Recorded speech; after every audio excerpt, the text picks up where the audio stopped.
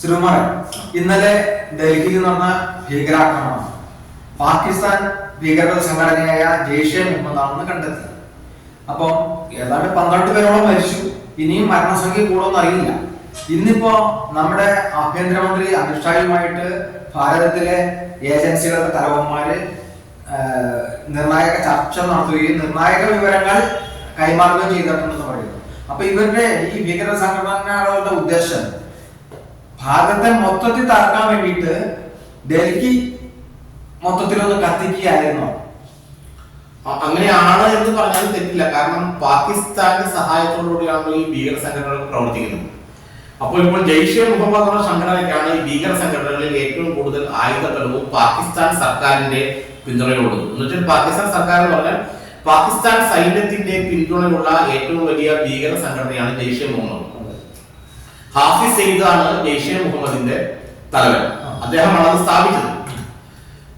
പാകിസ്ഥാൻ സൈന്യം നേരിട്ട് പിന്തുണ നൽകുന്ന ഒരു ഭീകര സംഘടനയാണ് ജെയ്ഷെ മുഹമ്മദ്. അപ്പോൾ കാരണം ഈ ഹാഫിസ് സയ്യിദിനെ രക്ഷപ്പെടുത്താൻ വേണ്ടിയിട്ട് ഇന്ത്യൻ ജയിലിൽ നിന്ന് രക്ഷപ്പെടുത്താൻ വേണ്ടിയിട്ടാണ് കാണ്ഡഹാറിലേക്ക് പണ്ട് 1999 ഇന്ത്യൻ എയർലൈൻസ് വിമാനം എയർ ഇന്ത്യ വിമാനം തട്ടിക്കൊണ്ടുപോയിരുന്നു. അങ്ങനെ ജെയ്ഷെ മുഹമ്മദിന്റെ തലവൻ ഈ ഹാഫിസ് സയ്യിദിനെ ഇന്ത്യക്ക് തന്നെ കൈമാറേണ്ടി വന്നു വാജ്പേയി സർക്കാരിന്റെ സമയത്ത്. അതിനുശേഷം അയാൾ കൂടുതൽ കരുത്തനായി മാറുകയായിരുന്നു പാകിസ്ഥാൻ. ജെയ്ഷെ മുഹമ്മദിന്റെ പരിശീലനം കിട്ടിയ ആളുകൾ ഇന്ത്യയിൽ ആകമാനം നുഴഞ്ഞു കയറി പലയിടത്തും പലപ്പോഴും എന്ന് വെച്ചാൽ 2009 മുംബൈ ഭീകരാക്രമണം അടക്കം സംഘടിപ്പിച്ചതും അത് നടത്തിയതുമെല്ലാം ഈ ജെയ്ഷെ മുഹമ്മദും അതിന്റെ തലവനായ ഹാഫിസ് സയ്യിദുമാണ്. അങ്ങനെ ഹാഫിസ് സയ്യിദിന്റെ പ്രധാന ലക്ഷ്യം എന്ന് പറയുന്നത് ഇന്ത്യയാണ്. ഇന്ത്യയെ ഇല്ലാതാക്കാനുള്ളതാണ്. പാകിസ്ഥാൻ സൈന്യം മറ്റു ഭീകര സംഘടനകളെക്കാൾ കൂടുതൽ പിന്തുണയ്ക്കുന്നതും ഈ ജെയ്ഷെ മുഹമ്മദിനാണ്. കാരണം സാമ്പത്തികമായിട്ടും അല്ലാതെയും ആയുധമായിട്ടും പരിശീലനം നൽകുന്നത് എല്ലാം പാകിസ്ഥാൻ സൈന്യമാണ്. മറ്റു ഭീകര സംഘടനകൾക്കൊന്നും ഈ ജെയ്ഷെ മുഹമ്മദിന്റെ അത്രയും എത്താൻ കഴിയുന്നില്ല. കാരണം പാകിസ്ഥാൻ സൈന്യത്തിന്റെ പ്രൊട്ടക്ഷനും അവരുടെ സംരക്ഷണമുള്ളതും. അപ്പോൾ ജെയ്ഷെ മുഹമ്മദിന്റെ തലവനായ ഹാഫിസ് സയ്യിദിന്റെ കുടുംബാംഗങ്ങൾ മരുമക്കളും മക്കളും അടക്കം ഓപ്പറേഷൻ സിന്ദൂറിലെ ആക്രമണത്തിൽ കൊല്ലപ്പെട്ടു. അപ്പൊ അതാണ് ഓപ്പറേഷൻ സിന്ദൂറിന്റെ ഒരു പകവീട്ടിലായിരുന്നു ഇത് ഉദ്ദേശിച്ചത്. യഥാർത്ഥത്തിൽ ഓപ്പറേഷൻ സിന്ദൂറിന്റെ ഒരു പകവീട്ടിൽ അല്ലെങ്കിൽ അതിന്റെ പ്രതികാരമാണ് ഹാഫിസ് സയ്യിദ് ഇപ്പോൾ നടത്തിയതെന്ന് പറഞ്ഞാൽ തെറ്റില്ല. കാരണം നേരത്തെ തന്നെ നമുക്ക് ഇന്ത്യൻ ഇന്റലിജൻസ് ഏജൻസികൾക്ക് ഒരു വിവരം ലഭിച്ചിരുന്നു.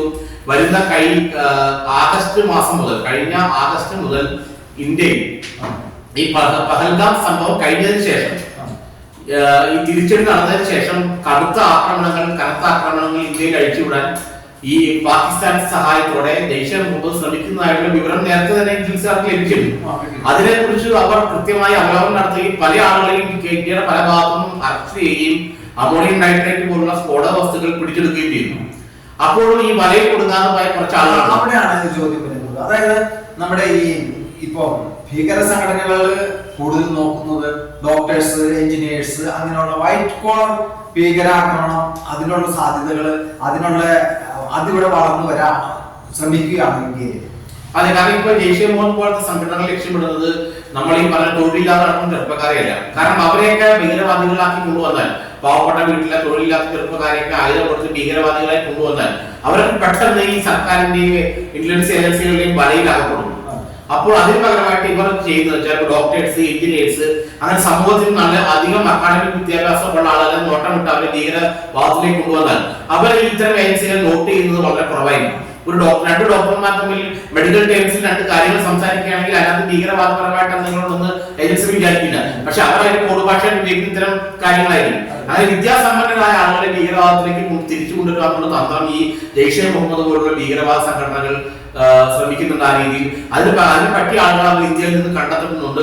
അങ്ങനെയാണ് ഈ ഉമർ എന്ന ഡോക്ടർ ഉമർ ഇന്നലെ ചാവേർ സ്ഫോടനത്തിൽ കൊല്ലപ്പെട്ട അല്ലെങ്കിൽ ചാവേറായി കൊല്ലപ്പെട്ട ഡോക്ടർ ഉമർ എന്നൊക്കെ പറയുന്ന ഉമർ മുഹമ്മദ് എന്ന് പറയുന്ന ആ കാശ്മീർ സ്വദേശിയൊക്കെ ഇങ്ങനെ ഇത്തരത്തിൽ ഈ തീവ്രവാദികളെ ഭീകരവാദികളെ വലയിൽ വന്ന് പെട്ടുപോയിട്ട് അവർ ഈ പറഞ്ഞ പോലെ ഉന്നത അദ്ദേഹം MBBS MD കഴിഞ്ഞാണ് ഈ ചാവേർ പടയാളിയൊക്കെ അറസ്റ്റ് ചെയ്തിട്ടുണ്ട് ഇപ്പോ. അതെ, അവരുടെ കുടുംബങ്ങളെ കർഷക. അപ്പൊ ഈ MBBS MD കഴിഞ്ഞ് വന്ന ഒരാൾ ചാവേറായിട്ട് പൊട്ടിത്തെറിക്കാന്ന് പറഞ്ഞാൽ നമുക്ക് ചിന്തിക്കാൻ പറ്റില്ല. പക്ഷെ ഇത്തരം വൈറ്റ് കോളർ ആളുകളെ പിടിച്ച് അവരെ ഈ ഭീകരവാദത്തിലേക്ക് ആകർഷിച്ചു കൊണ്ടുവന്ന് അവരെ ഈ ഭീകരവാദത്തിന് കൃത്യം നിറവേറ്റാൻ ഏൽപ്പിക്കുക എന്നുള്ള ഒരു പുതിയ തന്ത്രം, ഒരു വൈറ്റ് കോളർ ടെററിസം അല്ലെങ്കിൽ വൈറ്റ് കോളർ ഭീകരവാദം എന്നുള്ളത് ഇപ്പോൾ ഈ പാക് ഭീകര സംഘടനകൾ ഇന്ത്യയിൽ ആകമാനമായി നടത്താൻ ഉദ്ദേശിക്കുന്ന ഒരു സംഭവമാണത്. അതിന്റെ ടെസ്റ്റ് ഡോസ് കൂടിയാണ് ഈ സംഭവം എന്നാണ് മനസ്സിലാക്കാൻ കഴിയുന്നത്. അതിൽ വേറൊരു കാര്യം, ഇപ്പൊ പാകിസ്ഥാനിലെ ഭീകരന്മാര് അവരുടെ സൈന്യം അതിന്റെ അധികാരം പിടിച്ചെടുക്കാനുള്ള തന്ത്രത്തിലാണെന്ന് പറയുന്നത്. അപ്പൊ അതിന്റെ ഒരു ഭാഗമായിട്ടാണോ ഇതിങ്ങനെ ഇവിടെ ഭീകരാക്രമണം വന്നത്? അതിന്റെ ഒരു ഭാഗം തീർച്ചയായിട്ടും പാകിസ്ഥാൻ വലിയ കലുഷിതമാണ്. അവിടുത്തെ രാഷ്ട്രീയ അന്തരീക്ഷം വലിയ കലുഷിതം എന്ന് പറഞ്ഞാൽ വലിയ കലുഷിതമാണ്. മുനീർ അസീം എന്ന് പറഞ്ഞ അസീം മുനീർ എന്ന് പറയുന്ന അവരുടെ പാകിസ്ഥാന്റെ സൈനിക മേധാവി, കരസേന മേധാവി, അദ്ദേഹം ശരിക്കും അവിടെ ഡി ഫാക്ടോ പ്രസിഡന്റും പ്രധാനമന്ത്രിയുമാണ്. അദ്ദേഹം അവിടെ കല്ല് തീരുമാനിക്കുന്നത്. പ്രസിഡന്റ് പ്രധാനമന്ത്രി ഉണ്ടെങ്കിലും കാര്യങ്ങൾ അവിടെ തീരുമാനിക്കുന്നത് ഈ അസീം മുനീറാണ്. അദ്ദേഹത്തിന് ഇപ്പോൾ സർവ്വസൈന്യാധിപന്റെ പോസ്റ്റ് കൊടുക്കാൻ പോകുന്നു എന്ന് കേൾക്കുന്നുണ്ട്. അങ്ങനെ വരുമ്പോൾ പാകിസ്ഥാനിൽ ഭരണം പിടിക്കുക എന്നുള്ളത് സൈന്യത്തിന്റെ ഒരു ലക്ഷ്യമാണെങ്കിൽ, അല്ലെങ്കിൽ അസീം മുനീറിന്റെ ലക്ഷ്യമാണെങ്കിൽ, അതിന് അവർക്ക് ഇത്തരം ഭീകര സംഘടനകളുടെ സഹായം ആവശ്യമുണ്ട്. അപ്പോൾ ഈ ഭീകര സംഘടനകൾ ആവശ്യപ്പെടുന്ന കാര്യങ്ങൾ അവർ ചെയ്തു കൊടുക്കേണ്ടി വരും. അങ്ങനെയാണ് ജയ്ഷെ മുഹമ്മദ് പോലത്തെ ആളുകളെ പരിശീലിപ്പിച്ച് അവർ പുറത്തേക്ക് കയറ്റിവിടുന്നത്. ഈ ഓപ്പറേഷൻ സിന്ദൂറിന്റെ സമയത്ത് ഭീകരവാദ ശൃംഖലകളെ മുഴുവൻ ബോംബിട്ട് തകർക്കാൻ ഇന്ത്യൻ എയർഫോഴ്സിന് കഴിഞ്ഞു എങ്കിലും അങ്ങനെയാണ് ഈ ഹാഫിസ് സയ്യിദിന്റെ കുടുംബാംഗങ്ങളെ കൊല്ലപ്പെടുന്നത്. അപ്പോൾ എന്നിട്ടും ഇത്തരം പാകിസ്ഥാനിൽ നിന്ന് ആളുകളെ കയറ്റിവിടാൻ ബുദ്ധിമുട്ടായതുകൊണ്ട് ഇപ്പോൾ ഇന്ത്യയിൽ നിന്ന് തന്നെ അവർ ആളുകളെ കണ്ടുപിടിക്കുകയാണ്. ഇപ്പൊ നേരത്തെ ബോംബെ ഭീകരാക്രമണത്തിനൊക്കെ പാകിസ്ഥാനിൽ നിന്ന് കടന്നു വന്ന ആൾക്കാരാണ് ഇവിടെ ആക്രമണം നടത്തിയത്. പാർലമെന്റ് ആക്രമണവും മുംബൈ ഭീകരാക്രമണവും ഒക്കെ. എന്നാൽ ഇപ്പൊ പറയാം, ഇന്ത്യയിൽ നിന്ന് തന്നെ വിദ്യാസമ്പന്നരായ ചെറുപ്പക്കാരെ കണ്ടുപിടിച്ചിട്ട് അവർ ഇതിൽ ഉപയോഗിക്കാനുള്ള ഒരു പുതിയൊരു തന്ത്രം ഈ ISI പോലുള്ള ഏജൻസികൾ സൃഷ്ടിക്കുന്നുണ്ട്. അതിന്റെ ഭാഗം കൂടിയിട്ടാണ് ഇന്ന് നിലനിർന്ന ഡൽഹിയിൽ നടന്ന ഭീകരാക്രമണം നമുക്ക് മനസ്സിലാക്കാൻ കഴിയുന്നത്. അപ്പൊ ഇവര് നമ്മുടെ ഇവിടുത്തെ ആൾക്കാരെയാണ് കൃത്യമായിട്ട് ഉപകരണങ്ങളാക്കി. അതെ അതെ, തീർച്ചയായും ഇന്ത്യയിലുള്ള ഇന്ത്യൻ ചെറുപ്പക്കാരെ കൂടുതൽ ഇതിനകത്തേക്ക് ആകർഷിച്ചു കൊണ്ടുവരാന്നുള്ളൊരു തന്ത്രവും ഇതിന്റെ ഭാഗമായിട്ട് കൊണ്ടുവന്നതാണ് സംശയമില്ല. അങ്ങനെ ഇന്ത്യക്കാരായ പാകിസ്ഥാനിൽ ഇപ്പോൾ ഭീകരവാദികൾ ഇന്ത്യയിലേക്ക് കടത്തിവിടാൻ പറ്റില്ല. കാരണം അകത്ത് മുഴുവൻ സീൽ ചെയ്ത് വെച്ചേക്കണം. ഒരു കാരണവശാലും ഇന്നത്തേക്ക് കടക്കാൻ പറ്റില്ല. അതുകൊണ്ടാണ് അവർ ഇന്ത്യ പിന്നെ കടക്കാൻ പറ്റുന്നത് ബംഗ്ലാദേശ് വഴിയാണ്. അങ്ങനെ ബംഗ്ലാദേശിലേക്ക് കുറെ ആളുകളെ, കുറെ പാകിസ്ഥാനികളെയും ബംഗ്ലാദേശികളെയും ഈ ജയ്ഷെ മുഹമ്മദ് പരിശീലനം കൊടുത്ത് ഇന്ത്യയിലേക്ക് കയറ്റിവിടാനുള്ള ഒരു ശ്രമം നടത്തിയെങ്കിൽ അത് പൊളിഞ്ഞുപോയി.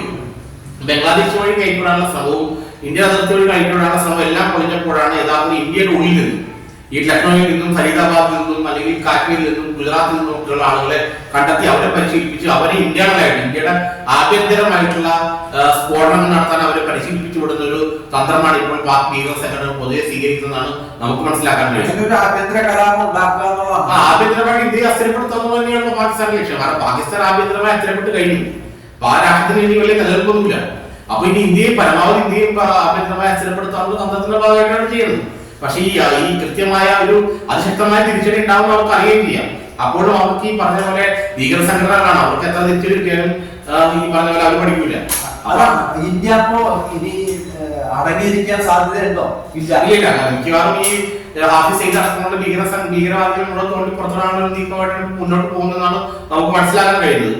ഹാഫിസ് സയ്യിദ് അടക്കമുള്ള ആരെയും ഇനിയിപ്പോ എനിക്ക് തോന്നുന്നില്ല ഇന്ത്യൻ സർക്കാർ ഇനി വെച്ചുകൊണ്ടിരിക്കുന്ന സംശയമാണ്. കാരണം ഇവരെല്ലാവരെയും തീർക്കുന്ന രീതിയിലുള്ള അല്ലെങ്കിൽ മാവോയിസത്തെ ഏറെക്കുറെ തുറച്ചു നീക്കിയ പോലെ തന്നെ കാശ്മീർ ഭീകരവാദത്തെ ഏറെക്കുറെ തുറച്ചു നിൽക്കണം. കാശ്മീർ ഭീകരവാദത്തിന്റെ അവസാനത്തെ പിടച്ചിലാണ് ഇപ്പോൾ നമ്മൾ കാണുന്നത്. അവർ അവസാനത്തെ അറ്റംപ്റ്റുകളൊന്നാണ് നമ്മളിപ്പോൾ കാണുന്നത്.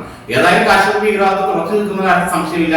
അതുപോലെ കാരണം അഫ്ഗാനിസ്ഥാൻ ഇന്ത്യയുടെ ഭാഗത്തായി കഴിഞ്ഞു.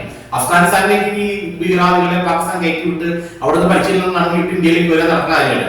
അഫ്ഗാനിസ്ഥാനും പാകിസ്ഥാനും തമ്മിൽ വലിയ ശത്രുക്കളാണ്. അപ്പൊ അവിടെ നമ്മൾ ഒതുക്കി, പാകിസ്ഥാൻ ഈ അഫ്ഗാനിസ്ഥാൻ ഒതുക്കി, ശ്രീലങ്കയെ ഏറെക്കുറെ ഒതുക്കി, ബംഗ്ലാദേശിനെയും ഏറെക്കുറെ തീരുമാനമായി, നേപ്പാളിലും ഏറെക്കുറെ അവിടുത്തെ സർക്കാരിനെ അസ്ഥിരപ്പെടുത്തിക്കൊണ്ട് ഇന്ത്യ അവിടെയും സ്വാധീനം സ്ഥാപിച്ചു. ഇനിയിപ്പോൾ കാശ്മീരിലെ ഭീകരവാദത്തെ പൂർണ്ണമായിട്ടും 2029 കാശ്മീരിലെ ഭീകരവാദത്തെ പൂർണ്ണമായിട്ടും ഇല്ലാതാക്കുക എന്നുള്ള ലക്ഷ്യമായിട്ടാണ് മുന്നോട്ട് പോകുന്നത്. അതിന്റെ ഒരു കൃത്യമായ അവസരം ഇന്ത്യ ഗവൺമെന്റ് കിട്ടിയത് ഈ ഒരു ഡൽഹി ഭീകരാക്രമണ കാര്യത്തിൽ തർക്കമില്ല. അപ്പൊ വീണ്ടും ഒരു യുദ്ധത്തിന്റെ യുദ്ധമാണ് വഴിയല്ലേ. യുദ്ധത്തിലേക്ക് പോകുന്നതിന് പകരം യുദ്ധമല്ലാതെ തന്നെ അവരെ ഇല്ലാതാക്കാനുള്ള വഴികളുണ്ട്. ഈ ഭീകരവാദികൾ ജയ്ഷെ മുഹമ്മദ് അടക്കമുള്ള ആളുകൾ ഇല്ലാതാക്കാനുള്ള സംഭവങ്ങൾ പാകിസ്ഥാനിലേക്ക് അല്ല, പാകിസ്ഥാനിൽ കയറി തന്നെ ഇവർ ഇല്ലാതാക്കാൻ ഒസാമ ബിൻ ലാഡനെ അമേരിക്ക ഇല്ലാതാക്കി യുദ്ധത്തോടുകൂടിയല്ലോ. അങ്ങനെ പറഞ്ഞത് ഇല്ലാതാക്കുന്ന കൃത്യമായ തന്ത്രവും നടപടികളും ആയുധശേഷി എല്ലാം ഉള്ളതുകൊണ്ട് തന്നെ അത് സംഭവിക്കും. അടുത്ത ദിവസങ്ങളിൽ സംഭവിക്കുന്നതാണ് നമുക്ക് അറിയാൻ കഴിയുന്നത്.